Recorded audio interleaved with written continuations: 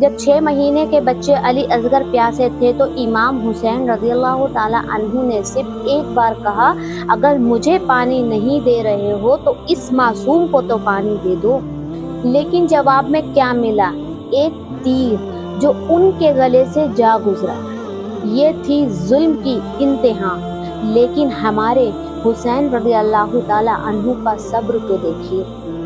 अल्लाह पर यकीन और दीन की मोहब्बत उससे कहीं ऊपर थी। इमाम हुसैन रज़ियल्लाहु ताला अन्हु ने हर मुसलमान को ये सबक सिखा दिया, दीन बचाने के लिए अगर जान भी देना पड़े तो इससे अच्छा सौदा कोई नहीं।